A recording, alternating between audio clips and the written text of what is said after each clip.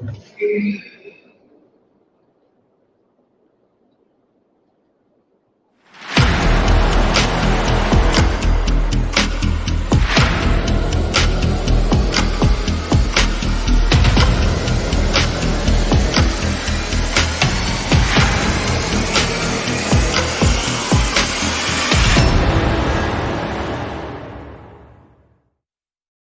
out the jibber jabber. Don't be babbling like a fool. Say what you got to say. That's all. Then shut your dang pie hole.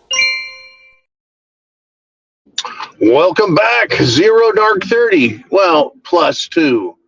Folks, let's talk about something very serious. Got one thing I think everyone hasn't looked at yet. So we have facts. There was a conspiracy to assassinate President Trump. We have the facts. Video now released of lots of people pointing at the shooter as he crawled his way up the roof, calling for the police, telling the police, do something, and really nothing being done. Right, nothing being done. That's a conspiracy, folks. It's a fact.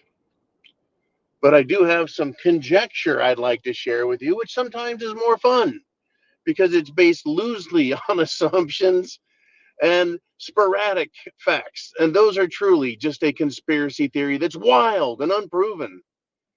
So we start with one fact in that there was a conspiracy to kill President Trump, and he survived it by literally not even inches, it was millimeters. So what is this theory I'm speaking of? Well, the theory is that the globalists need to get rid of both candidates, both, and take over the playing field again. This is the conspiracy theory for this event. That it wasn't Trump that was to be taken out. It's both Trump and Biden. Trump and Biden. Remember, what they need to do is divide and conquer. What they need to do is piss everyone off so us people out here are fighting. That's what the elite really want. Right? That's what they need, is us to take each other out. They need their personal best favorite candidates in there. Right now, we all know that Trump is a bit of a wild card, and they don't like that.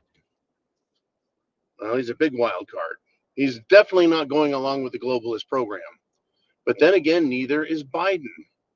Biden's a cantankerous old fool who appears to be being run more by Jill these days than Obama. And that's not good. He's not electable. There's no enthusiasm for him, even though he is the best Democrat candidate.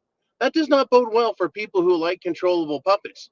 They need strong, charismatic leaders in the two-party system that their followers can get behind, but that those leaders, both of them, are predictable and controllable. Kind of like the 2004 election of, well, George W. Bush, skull and bonesman, versus John F. Kerry, skull and bonesman. Everyone knew that that was just one hell of a shit show, truly. So, the idea, the conspiracy theory, was that they were going to go after Trump, physically assassinate him. That would be phase one of the project.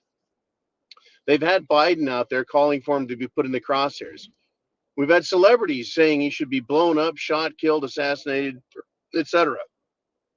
And also elected politicians saying, well, I guess that means that Biden should assassinate Trump, huh? Duh.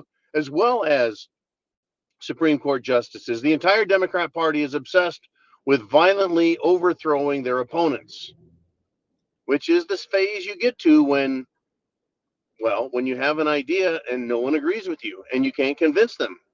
So then you threaten them and then you move to violence to get your way. Ultimately, that's what leftists do.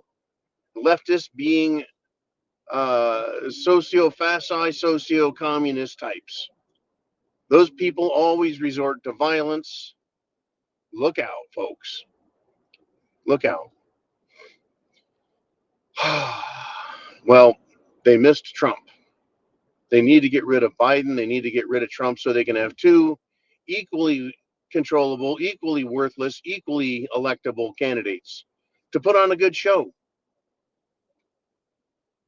So I believe that the idea was to shoot Trump, blame the Democrats, and then shoot Biden and blame Make America Great Again Republican supporters and call it a revenge killing, right? Then we would have this total call for peace, peace, peace. We need peace. We need to stop the violence. And I think that Biden's speech that he gave after the assassination attempt, where he didn't call it that, would have been the same speech he gave if Trump had been taken out, or very similar, if you will. The speech was already written, or written right then, knowing what was going on. But yeah, I think this is where we're headed. I think this is where we are headed. They would want to get rid of both. Clean slate, start again, make it look even. But then again, if both candidates were shot and removed, both sides would be, well, at each other's throats. Domestic violence across the country. And I love how the Democrats came out with their playbook instantly. The Democrats in the mainstream media, that is, saying, well, it's all these right wingers calling for violence and their violent rhetoric or their violent threats. And it's like, really? That's really? That's why Trump was shot, was because of all of the calls for violence by Republicans? I haven't heard anyone, folks, call for Biden to be assassinated. Biden's assassinating himself in a political sense. He is. All this talk of assassination. Guess what? It's because it's real. It was attempted. It was nearly successful. 1 inch would have been severely hospitalized. 2 inches would have been the end of Trump if that bullet had been over. The conspiracy took place, folks. The site for the shooter was ignored. The shooter climbing up was ignored. He was put in position and allowed before they finally took him out. What a wild shit show. So, hell, if an assassination attempt with that much, shall we say, loose security, well, if it can happen for one potato, it can happen for two potatoes, right? One potato, two potato. World Economic Forum gets its way. And for someone to say, John, that's just wild conspiracy theory, it's wild hyperbole, wild assumptions on your part, based on loosely coordinated facts, reports, ideas, concepts, and history. Well, I tell you what, if you ask somebody, anybody, most people, hey, did you really think that this could have happened this way? Everyone would have said, what? No. No, any building overlooking where the president was going to speak would be cordoned off, sanitized, and no one would be allowed anywhere near it, much less put a ladder to it or unlock a ladder or climb a ladder and get up there. No way. Absolutely no way. No way would a policeman during a Trump rally investigate claims that someone was on the roof and then make eye contact, be threatened with a rifle, and not immediately take action.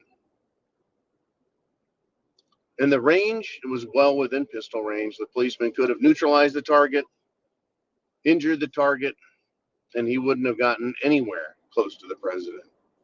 Wouldn't have had any time, right? So, yeah, who would have predicted that? Nobody. If you came up with that as this could happen, people would be like, bullshit. Well, lo and behold, it happened. Just like that.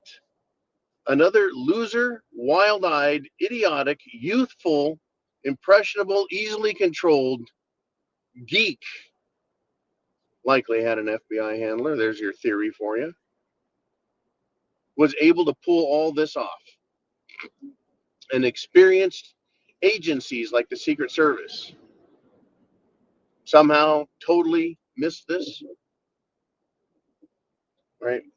With presidential protection and VIP protection protocols for Secret Service, they didn't cover this. Who would have guessed that?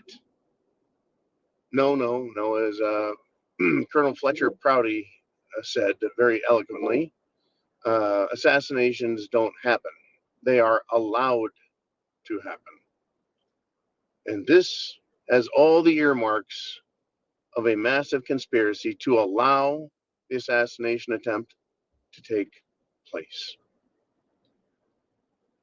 And in my estimation, they very well may have wanted to clear the entire political board and got rid of Biden as well, and have the entire nation at each other's throats while they threw out some, shall we say, puppets for everyone to vote for.